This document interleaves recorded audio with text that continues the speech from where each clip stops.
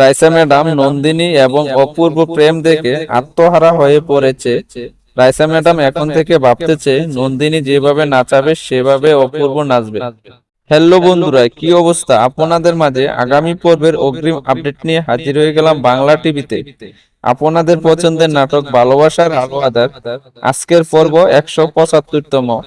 তাই এই পর্বটা কেউ মিস করবেন না। আর চ্যানেলটা সাবস্ক্রাইব এবং লাইক শেয়ার করে দেবেন, তাহলে দেখতে থাকুন সম্পূর্ণ ভিডিও। গত পর্বে দেখতে পেয়েছেন অপূর্ব স্যার অফিসে এসে নন্দিনীকে না দেখে এদিক ওদিক তাকাচ্ছে, কোথাও নন্দিনীকে দেখতে পাচ্ছে না। এই মুহূর্তে অপূর্ব স্যারের এসব দৃশ্য দেখে তানি অনেকটা কষ্ট পেয়ে গেছে এবং তানি অপূর্ব স্যারকে জিজ্ঞাসা করতেছে, আজকে আপনাকে এরকম লাগছে কেন? তখন অপূর্ব বলছে, কই কিছু না, নন্দিনী কি আসে নাই? তানি বলবে, না আসেনি।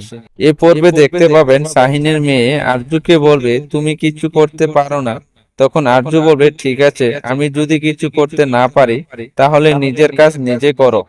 তখন শাহিনের মেয়ে বলবে, ঠিক আছে, তোমার কাজ আমার লাগবে না, নতুন মা আমাকে সবকিছু করে দেবে। আমি তোমার আশা করি না, কারণ এখন আমার পাশে আমার নতুন মা আছে। আব্বুকে রং করা শিখিয়েছে, এখন থেকে আমাকেও শিখাবে। আর অন্যদিকে দেখতে পাবেন রাইসাকে বলতে দেখবেন, আমি বুঝে গেছি, এখন থেকে নন্দিনীর হাতের পুতুল হয়ে গেছে অপূর্ব। নন্দিনী যেভাবে নাচাবে ঠিক সেভাবে নাচবে। নন্দিনী যদি বলে এখানে আসো, এখানে আসবে, যদি বলে এখান থেকে চলে যাও, এখান থেকে চলে যাবে। নন্দিনী এখন পুতুলের মতন করে নাচাতে পারবে অপূর্বকে। আর অন্যদিকে দেখতে পাবেন তানি নিজে নিজে প্রতিজ্ঞা করবে, আজ থেকে আমি আর কখনো কোনো কিছুতে ঠকবো না।